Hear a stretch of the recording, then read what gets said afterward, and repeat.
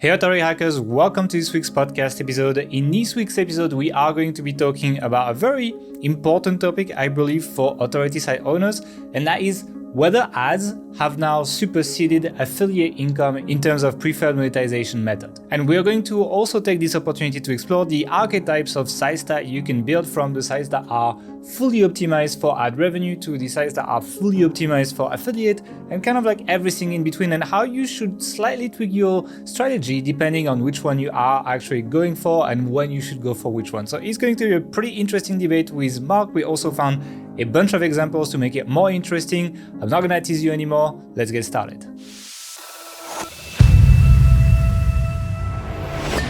Hey everyone, welcome to the Authority Hacker Podcast. In today's episode, we are going to be talking about the now pretty interesting and heated debate of ads versus affiliate in 2022. Which one should you focus on? And maybe talk about the differences between sites that use ads as their main monetary method versus affiliate, when they are trying to just do affiliate and not using ads, and also when people are mixing, when should you mix, when should you not mix, all these questions that people might be asking when they're building websites. We're going to be talking about this and debating about this with Mark. And Mark, how's it going? It's going good as always, Gail. I was on anticipation of when you were going to make that transition into the how's it going section there, but I think I kind of come up with it, so. That was do you script that, or do you just kind of wing it every time? I just think like 5 seconds before we start, and then it never goes the way I thought about it. And then that's it. And the podcast is recorded, all thousands of people are listening to my random ramblings, One and done. I love it. Yeah. So that's starting my life. But anyway, my life is not that interesting to people. What is interesting to people listening to this podcast is ads versus affiliate. And I think really that debate started being legitimate when Amazon cut their commissions. I think now it's like 2-3 years ago. It was 2020, right? Beginning of the pandemic. Yeah, they're not coming back. They've been cutting their commissions several times over the last few years. I know. I'm not sure how much lower they can realistically go. We'll have to wait and see on that one. In my opinion, they can still go lower, because it's like, look at how many people still use Amazon. Like now we're like 2 years in, right? It's not like, people are going to figure it out, people are going to switch, etc. People were also speculating of they're going to bring it back up after the pandemic, etc. It's not exactly over, but at this point, I don't believe they're bringing it back up, right? And so it's been like between that and on the other side, these kind of like meta ad networks that came out for small publishers like Adthrive, Ezoic, MediaVine, etc., just starting to offer like really good rates. Basically, the way it works is, big sites, they have like advertising departments that like talk to advertisers and sell advertising, kind of the old school way, right? It's a mix of that and automated networks like AdSense. And Adthrive, MediaVine, Ezoic, etc., they're doing the same work like big sites do. Like they have an advertising department, except they do that to monetize a network of blogs that they sign up and kind of vet for their advertisers, and that's a way for people to reach like niches, etc. It's quite interesting for advertisers. And in exchange, they take about 15%, depending on the companies, etc. And it changes over time, of the revenue. But the fact that they take 15% is not really an issue, because they usually massively beat you managing your own ads.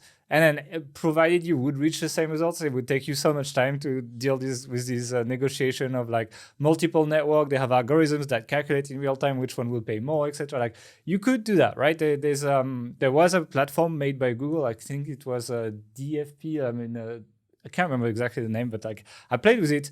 It's extremely complicated. It's not fun to use. Takes a lot of time, and you get lower results than using one of these networks, even though they take 15%. So overall, it's a no-brainer. It's one of these win-win situations in businesses that you shouldn't hesitate and use.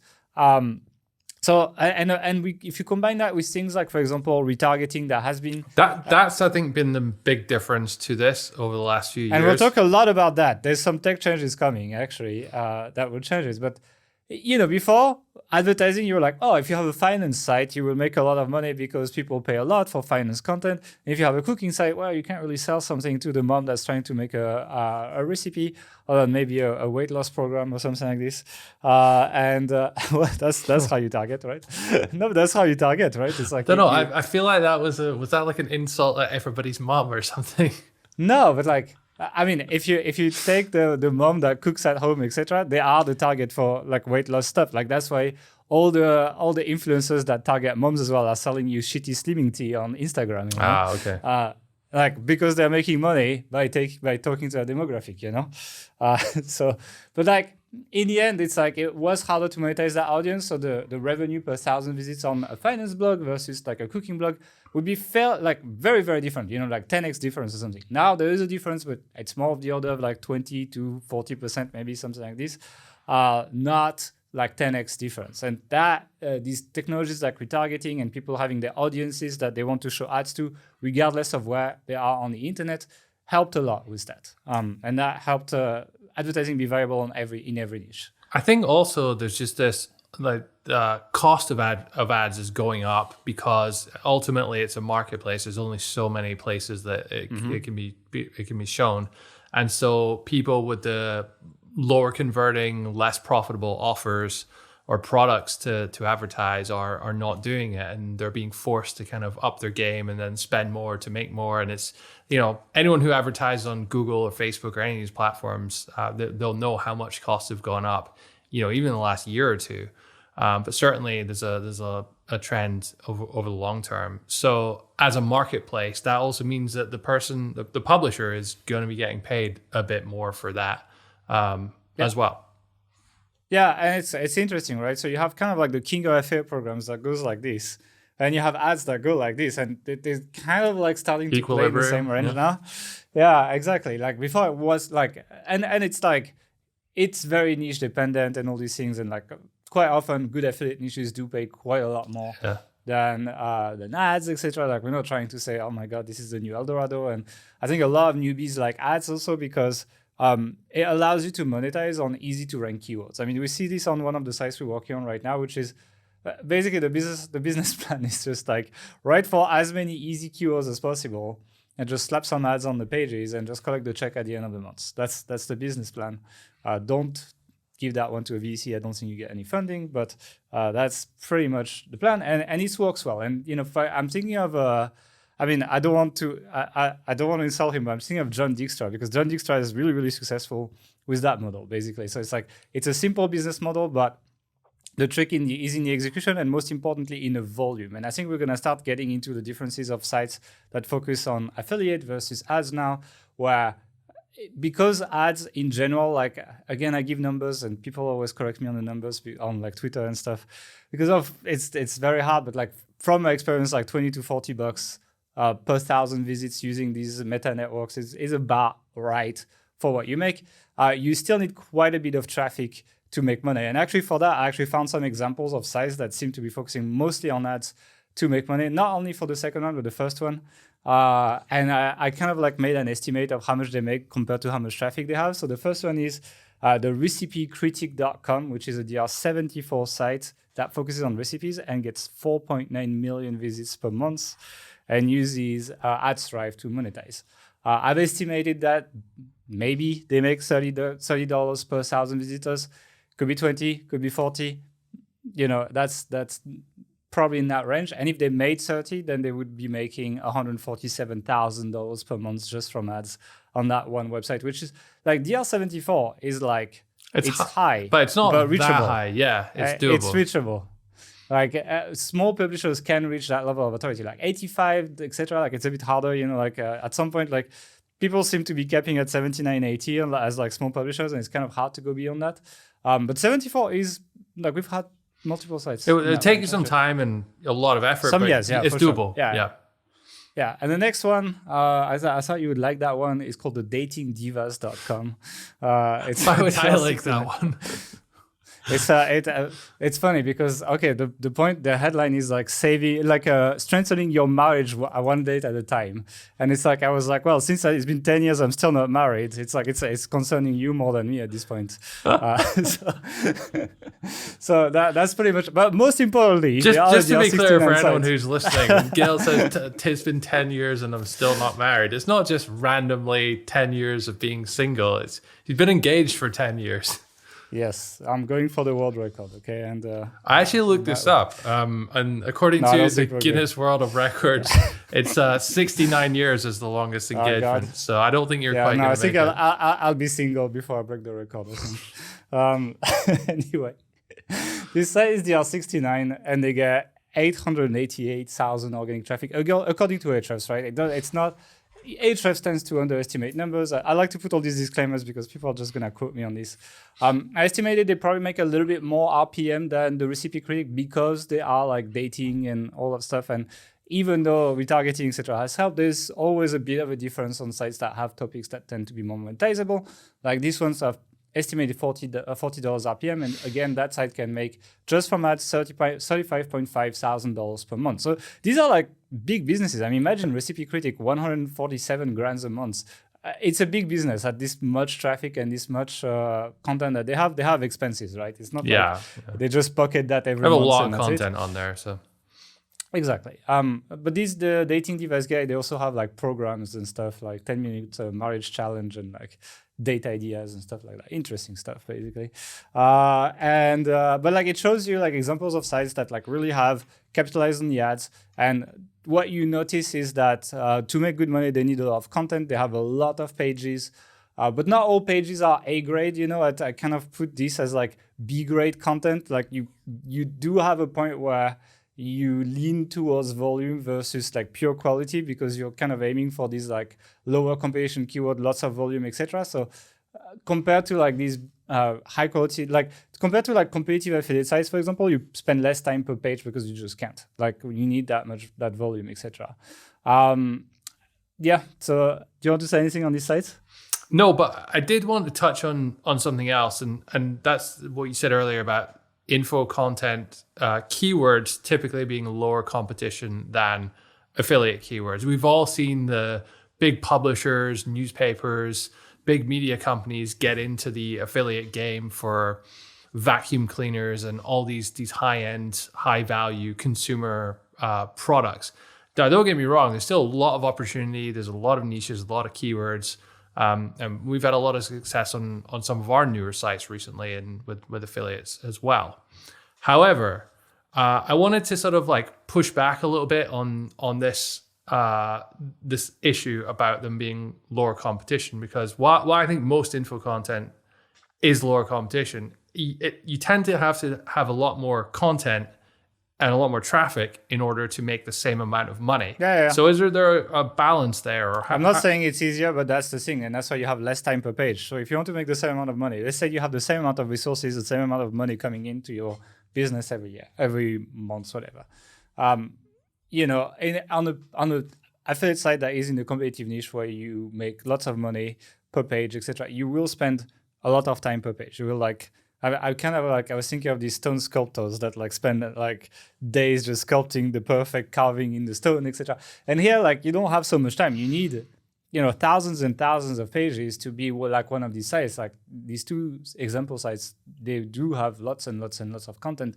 And you open a given content page and it's like, it's okay. Like it answers the query, but it's not going to have like custom graphics. It's not going to have like extremely detailed stuff. Like it's usually written by freelance writers or something like, but that's an interesting point as well. Like this business model is kind of like easier to outsource as well because of that.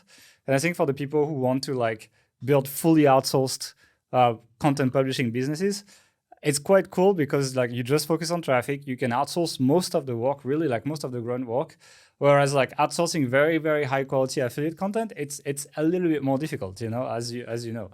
Yeah, actually, one of our customers, Sumit, he does in one of our testimonial videos, a very, very successful guy. This is essentially his business model. Like he doesn't like having a team. So he doesn't like hiring people. He doesn't like managing people. So all of his content, all of his links, like everything he does, aside from the kind of strategy, some keyword research, and a few other bits and pieces, is outsourced to agencies, service providers. Like, he doesn't have to directly manage anyone. And that's doable, as he says, it's doable when the business model is kind of ads.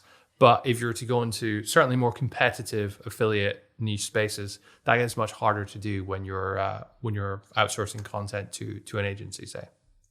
Yeah, so I think it's kind of like that's where we start differentiating the types of sites, and like I think they're all viable. Some spoiler alert, but I think that if you're the person that wants to like outsource everything, not really put any work, not really involve yourself too much in your niche, that kind of stuff, I think ads are starting to become more interesting than affiliate marketing, in my opinion, because of the level of competition in affiliate marketing, you do need to make better sites. The one caveat I'd maybe put to you on that is from the perspective of someone, say, maybe looking to quit their job or make job replacement income from their site.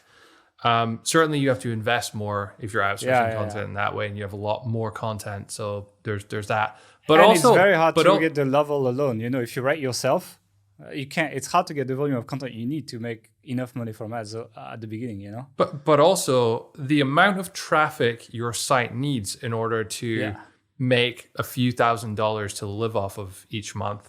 We're talking well over 100,000 visitors if you're relying solely on ads. Whereas with affiliate, you can do it with 10, 20, 30,000 visitors. I mean, niche dependent, all that kind of caveats, but it's realistic to get there sooner, I think.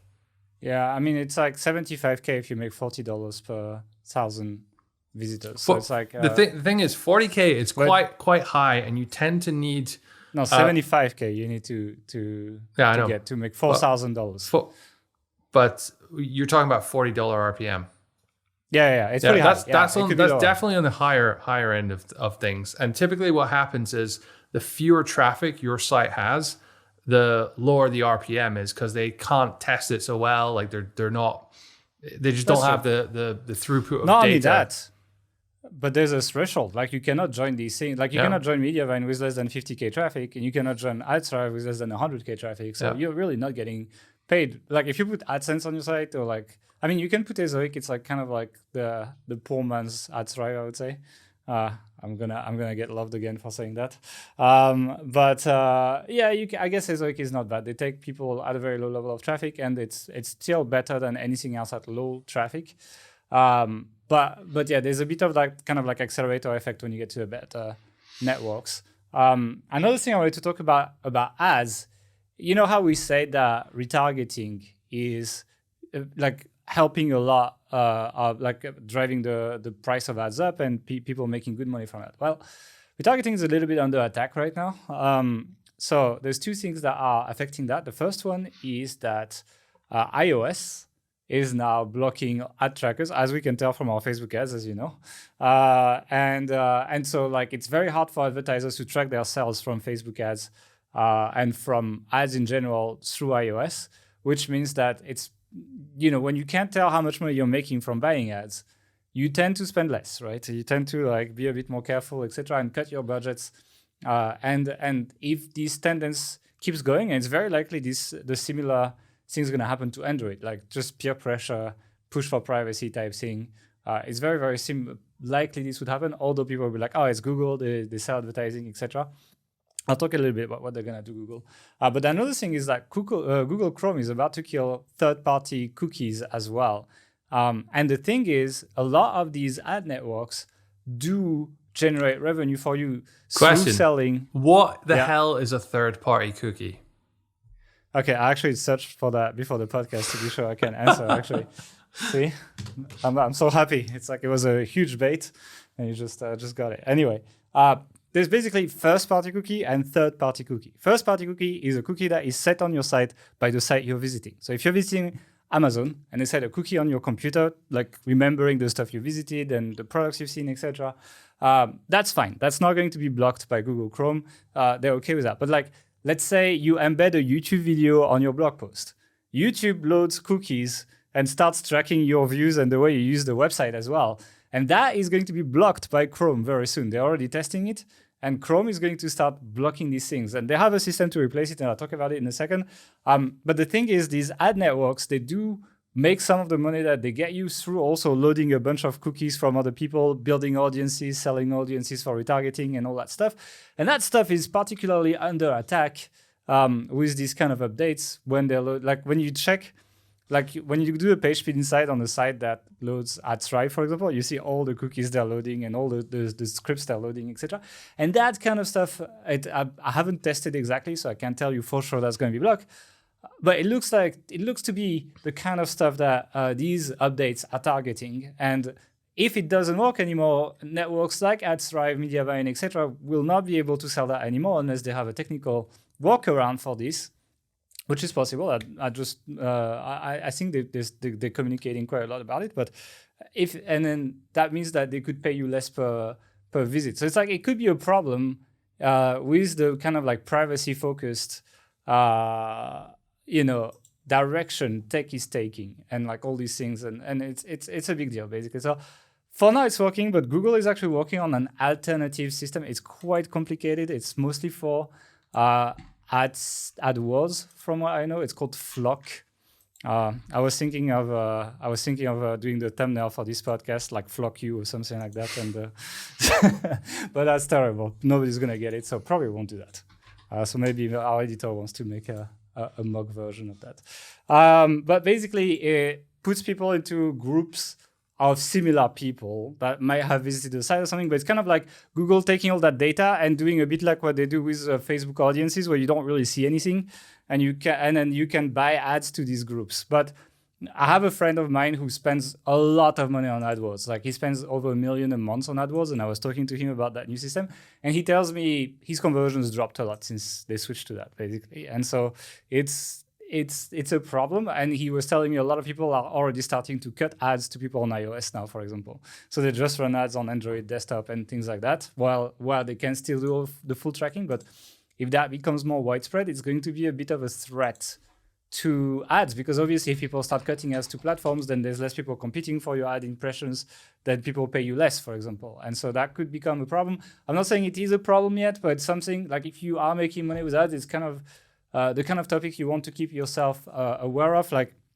I am not fully versed into that, but it's something I'm trying to keep an eye on and trying to understand. And it could change the world of these networks that we all like these days. It makes sense. Like I know from our own experience running ads for Authority Hacker that the data you get now from iOS is just bad. Like it's missing a lot of conversions. So you're spending money and you don't really know if it's converting and all this stuff. So it's a bit, I can see why people are very cautious to spend extra money on ads in these areas at the moment because of that. And that's if anything, it's going to prevent RPM. growth a lot, right? Like, they come to the management, they have a PowerPoint and they can't justify sales or something to their manager. So they're like, well, we're not going to put more money if we don't know if it's making money or something. Yeah.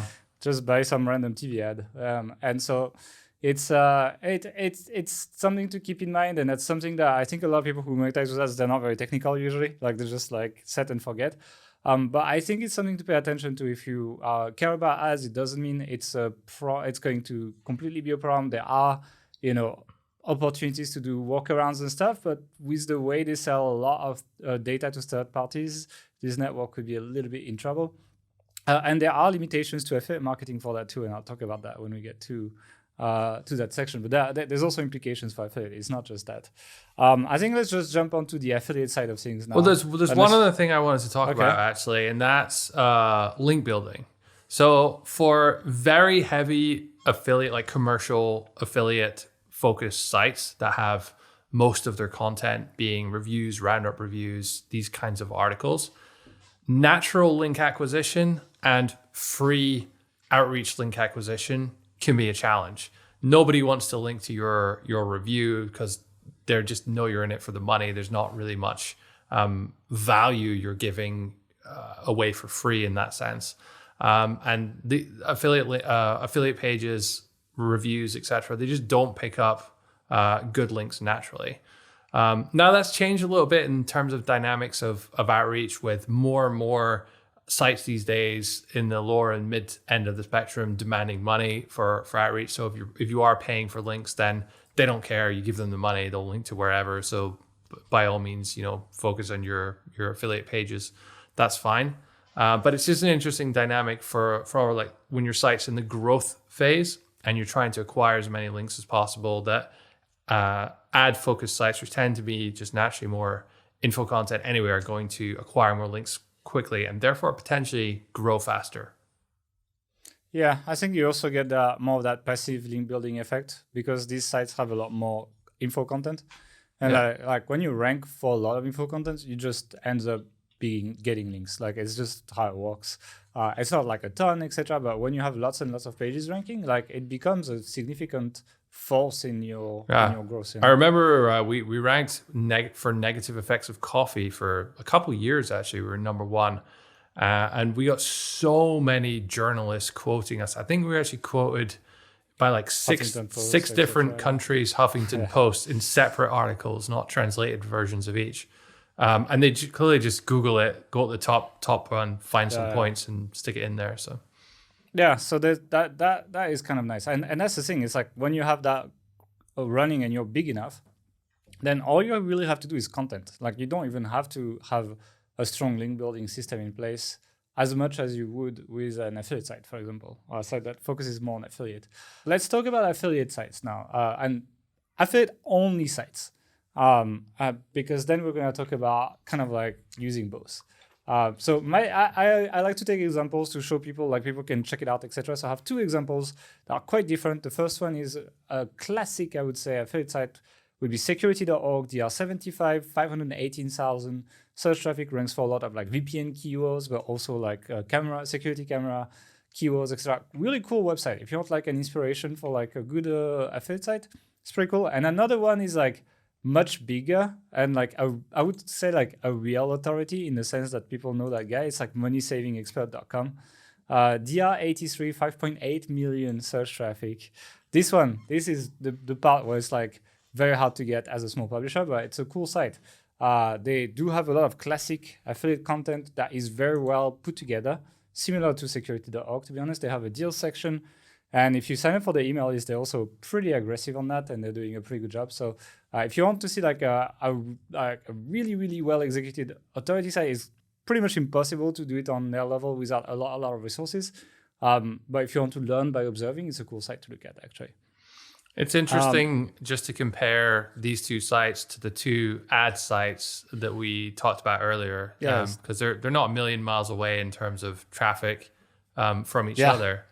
How much do you think these sites, if you had to guess, do you think these sites make? I mean, I guess Money Saving Expert is not that far from the Recipes site, right? Yeah. So I guess the Recipes site was estimated like 150K a month at 30 RPM. I mean, Money Saving Expert makes millions a month, like for sure. Like between the deals, etc., they get, like they make millions.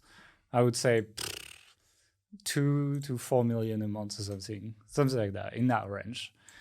Security.org, they do really well on a lot of like VPN keywords, and these pay really high amounts. And when you sell a lot, you get higher commissions in that niche. They probably make like, it's very hard to guess this one, but like, I don't know, 500 to 800K a month, something like this. Something like that. Yeah. I'd say possibly even 7 figures for that one, knowing that niche. It's difficult to estimate because like we haven't been on that size of volume of sales in that niche. So it's like, I can't tell you how much the deal is for, but I know it pays well and it scales really well as well. So the really cool site, both of them, and they make significantly more than the ad sites. I think that's the thing. If you want like a high ceiling, you can make a lot of money with ads, but like if you're on a site that makes 7 figures per month, it's very hard to do it with just ads. I mean, the site that gets like almost 5 million traffic estimates at 150K, even if I'm wrong and it's double, right? Even if it's 300K, still very far from 7 figures, whereas we're pretty sure both of the other sites make like much closer to 7 figure than these guys. So if you want to be like on the big league without running your own product, because I think it's also even easier to reach that with your own products, then affiliate sites in niches that have high paying offers, because most of them are in niches that pay a lot. So like one is in security, both physical, where they sell like subscriptions of guys who check your cameras and call the police for you, etc. If that happens, VPNs and financial services, basically. So these are like, you need to get into these niches if you want to make that kind of money. Otherwise, I think if you are just an Amazon site, then it's much more comparable to ads, I would say. It's almost like Amazon plays in the same league as ads now, and these play on the league above that. And the thing, yeah, as you were mentioning, like you can make job replacement income with not that much traffic. And I mean, the case study site on the Adthrive system actually shows us that. I mean, it's not exactly fully at the point where I would say like it's job replacement income, but it's pretty close, you know? And it doesn't, I mean, it gets traffic, but we're not in the millions. You know? Yeah, like definitely quite not. far off it. So like, I mean, for the people who do the course, you guys know the site, but like the growth is significant these days. And it's not running any ads. It's like one of these pure affiliate sites, right? Anything you want to add on this model? I was just having a look at so Money Saving Expert. It's part of a bigger group, but they're a public company. So I was just having a look at their financial reports. And they make £340 million a year in revenue. But they have all the stuff. That's across, I think, 4 properties. One of them is possibly bigger. They have this Money Supermarket, which is a like big, insurance, comparison portal. Yeah. But still, it's so much money per site. Imagine. You've got to think they're making tens of millions a month wrong with this one site. Then I was wrong. It's higher for sure. It's also finance as well, right? It's probably the most profitable, one of the most profitable niches there is. Yeah. So one thing I like with affiliate sites and pure affiliate sites, even competitive niches, is you can target really long tail keywords. So like the trade-off is like for ad sites, you can target still keywords in the thousands of volume, and they are still easy because there's no commercial intent behind. The only way to monetize is slap some ads on it, and there's just less competition. For affiliate, it's not the case. Like the keywords in the thousands in these competitive niches, you're gonna see big sites there, and it's going to be hard to beat them. But you can go for much smaller keywords, sometimes below 100. Like I'm thinking like VS keywords, alternative keywords, etc., and get traffic fairly early, and have revenue like at least similar to ads. I would say, like I wouldn't say it's better, but I would say it's not far. You just target these really, really long tail queries that are highly commercial, and you grow from there. Then you go for the more competitive stuff as you grow from there. Yeah, I think that's important to really state that you can use that as a way to bootstrap yourself more easily, rather than with an ad site investing all this money in a ton of content, waiting till you've got 100,000 visitors or whatever, and you're on Adthrive, and then starting to make money back. When you have 2,000, 3,000 visitors, you can already start not necessarily turning a profit, but like covering some of your costs and making it easier to sustain the growth with very little investment.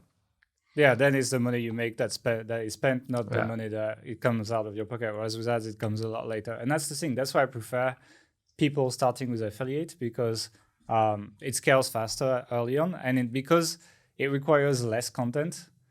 People can write the content themselves. If people really don't have the budget or something, that you can write yourself. Making a site that is monetized with ads, where I would have to write everything myself, I mean, that would be a bit of a nightmare, It's something where I would want actually more capital for an ads-based site, I would say. Yeah. So that's why. And as we said earlier, the RPM can be a lot higher. I mean, I think you had some examples of some sites we're working on. So so we're just having a look, and this is pretty small sample sizes, right? So we're looking at individual pages here, and we have one page which is a $108 RPM. We have another one which is over $500 RPM. That's only over like a 1 month period. So read into that what you will. A more standard range for an affiliate page would be sort of like $60 to $70. Now 60, 70 is like good Amazon pages too, I would say. Yeah. Like it's so I would put it. This is non-Amazon, and I think that the best earning or the best RPM affiliate sites you'll see will be non-Amazon ones. So take that into consideration as well. Yeah. So it's like, so you can make quite a bit. I mean, we were saying like 20 to 40 for ads. So like, I mean, I will say, I think 40 is probably on the higher end, and it's Yeah, a yeah. stretch, right? Of course, it's like it's within the range, and it's like, you know, most people are gonna be somewhere in the middle. Some people will be at the, like, it's gonna be a curve, right?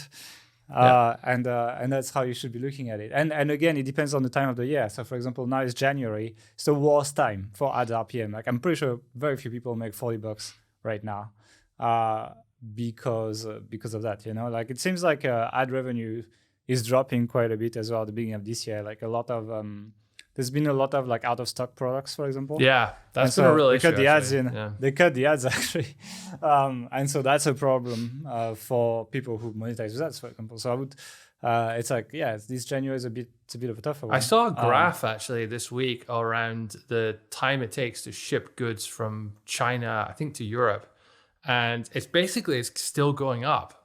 It hasn't stopped getting worse. Yeah. I mean, I'm not going to go to why, etc. That's not the podcast.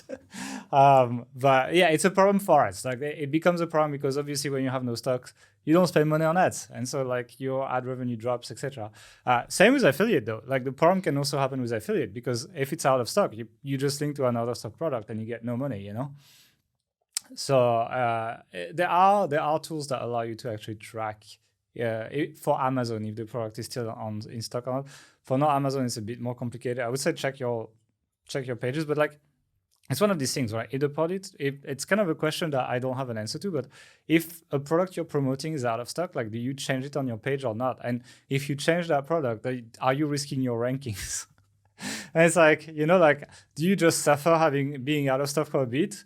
Or do you gamble your rankings? And it's kind of like it's a tricky one, you know. If you wanted to know, you should probably look at the graphics card review section of affiliate sites because all the GeForce ones are out of stock. You just can't buy them anywhere.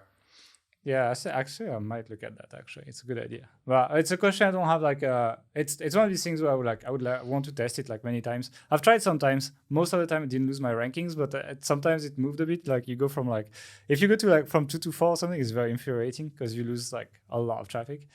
So yeah, but anyway, going back to like affiliate only sites, they need to be in these competitive niches with high paying offer. You have lower amounts of A-grade content. You spend a lot more time per page. You craft them well. You have your comparison tables, your all of that. You usually spend more time on the editorial as well because everyone else is doing that. All your competition is trying to do a really good job because it pays a lot of money. And if you don't do that, your content is worse, and your content is worse, you don't rank, you know, and matching the search intent and analyzing the top competitors, making sure you cover all the topics they covered, all of that. You need to do that for these competitive niches. It works really well, but it takes quite a bit more work than like an ads-based article, I would say.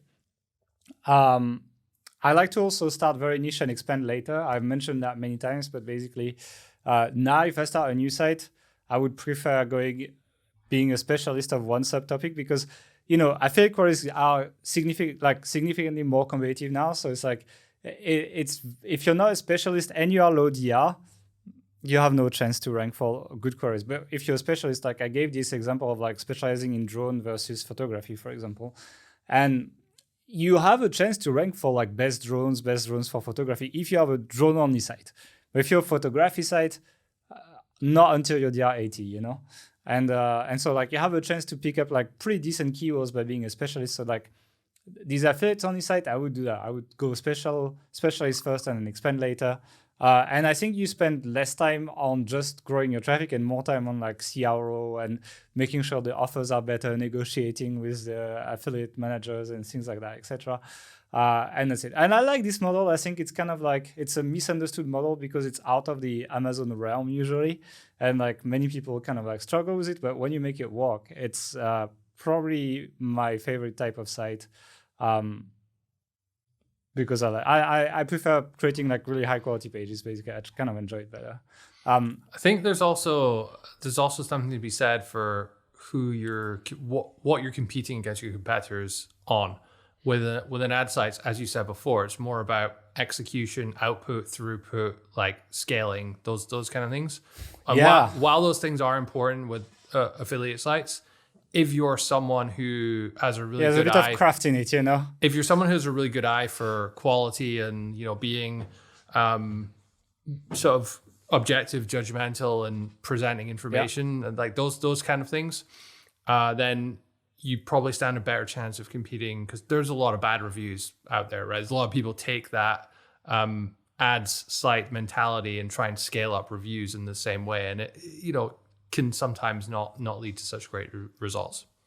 Yeah, it's like it's you get more rewarded for going the extra mile than you do with like an ads focus. Ads focus site is like people who want processes, people who want to get out of there, don't get too involved, build a team that does everything and just do nothing, and like, you know what I mean? Like, I mean, you can still do that with affiliate sites, but it's just more involved. It will require more involvement, at least at the beginning, and you'll probably be involved longer, I would say. Yeah. But the ceiling is higher. That's kind of like, so it's like, I mean, no pain, no gain, basically. But ads sites are cool too. Like we're running one right now, and it's like, I like it. I like it too. It's just a very different beast. But I think there's another type of site that we haven't mentioned now, and that's the ones that use a bit of both.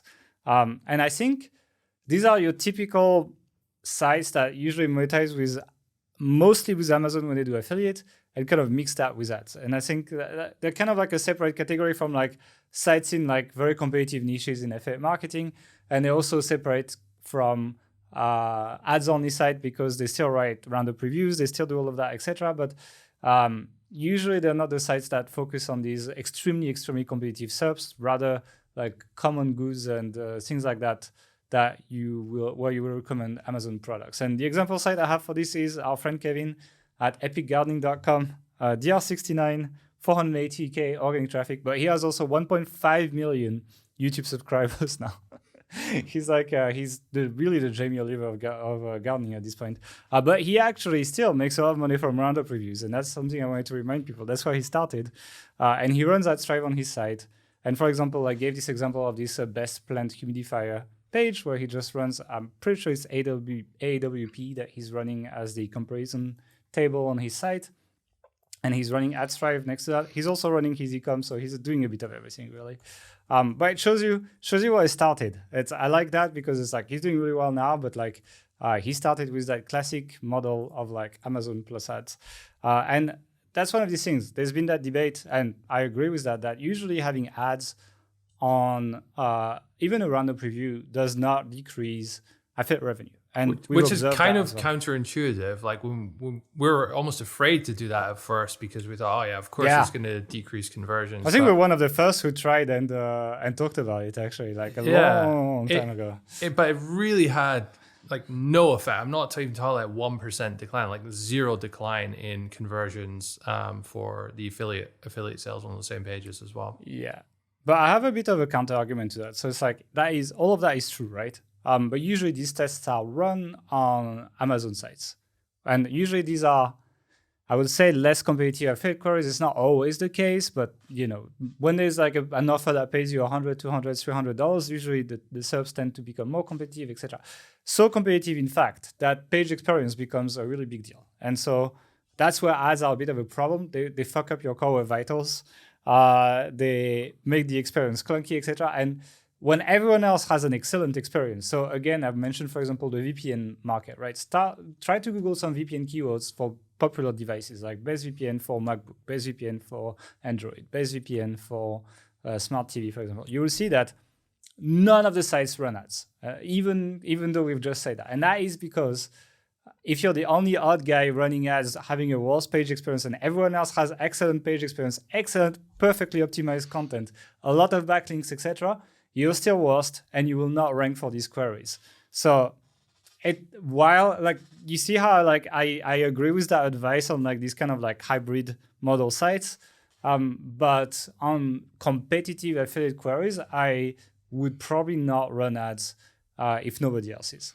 Where do you draw the line then, though? Because I think some people watching will be like, "Well, is mine competitive enough to warrant doing that or not doing that?" It is a tricky one. Usually you know it, but like for me, it's kind of like the line on like Amazon versus high paying offer. Like how much do you make per sale, Like when you sell a product on Amazon, it's like $5. People are not really putting all the resources in the world behind these queries. when you make hundreds of dollars per sale or whatever, like people will go the extra mile to be better and spend days and days and days on like that single blog post and like re-optimize it, change that one keyword here and try to get one more ranking, etc. When you're on this level of competition, ads become a bit of a problem. So would you say if you're making under $10, say, in commission per sale from affiliate, then you should consider it, or is it the bar higher? I'm trying to find an example of like a product where you'd make $10 per sale. I say like DNA testing, for example, is probably I think you make about that. I didn't check for a while, but I would say that. You probably won't find ads on the people who run that, but I'd say if you have a really good site, you probably can run ads. I think it's around that. It's very difficult to say, to be honest. Usually I would observe, right? It's like, is anyone else running ads? Are they doing well? If they are, I mean, I'll try. Also, feel free to turn the ads on, see what happens, and cut them if it doesn't work. Or vice versa, try to cut the ads and see if you are doing better with sales, etc. Like the advice we give on this podcast is like anecdotal experience. It's not like we didn't try every website, etc. And it's important for people to test. And it's important to put a little bit of it depends in everything, you know? It always depends, guys. This is SEO. I think another source that's worth looking to if you're thinking about this is website sales. So either Facebook groups or Empire Flippers, FE, these kind of places. Because what a lot of sites do when they're thinking of selling is they try and maximize their monetization. So they'll run more ads, more aggressive ads on their affiliate pages and stuff as well. And well, at least the ones that are being sold, it tends to work out quite favorably. So you can get some kind of extra anecdotes from that. That's a tricky one as well, because you know how it works. Like you can run these things for like a few months, and then Google kind of like averages your experience over the last 6 months, 1 year, and kind of like punishes you right after. So it's kind of like going up. Google's like, oh, actually this site is much shittier now. Boom. And then that's just after they sold the website, you know? Yes and no. I would say like be a little bit careful with that, because it can bite you in the ass all the time. And I would, So it's that's why you need to kind of like place yourself in one of these three archetypes of site. The site that is mostly focused on ads and is trying to just publish lots of content, maybe spend a bit less time per page, but targets these info keywords with good volume, but that are very easy to rank for and increasingly more difficult as you gain authority. Or you are the site that promotes high-paying affiliate offers. We're not talking Amazon here. That then really sizzles their pages, optimizes the search intent, works on CRO, and also one thing we didn't mention for that type of site is link building to page. Builds a lot of links to that one page that you're trying to rank because it can make a lot of money.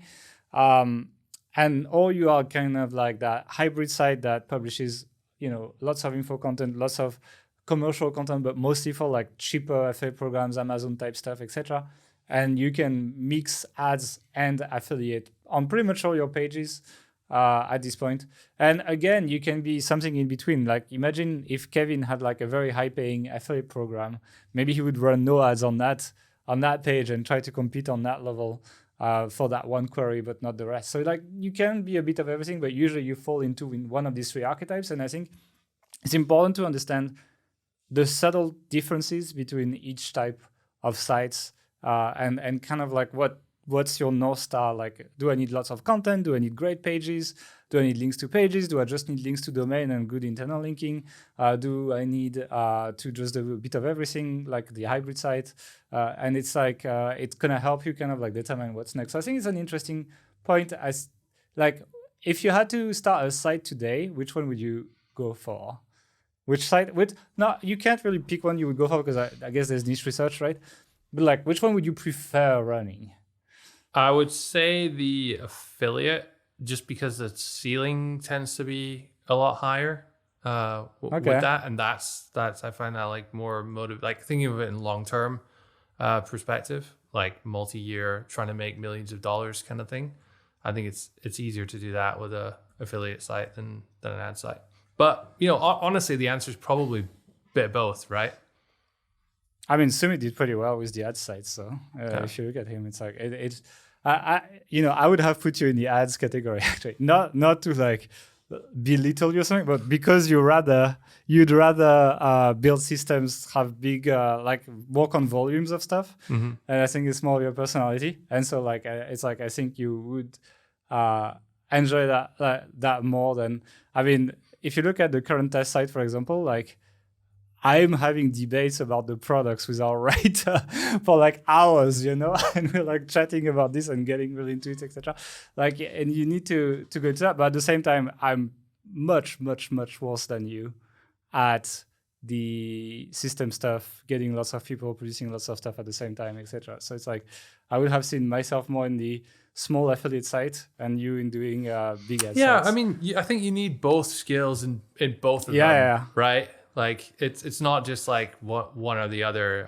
It's not quite so black and white with the. I agree. But people want to know, so it's like, you know, they like this kind of like end debate. I'm just giving some hints on how we engage people on the podcast right now. So, so if the guys at Niche Pursuits want to copy it, they can do it, you know. Yeah, I mean, yeah. Personally, I like affiliate sites in small niches now. I kind of enjoy it, like small niches but high paying. You know, I feel like you get results reasonably quick.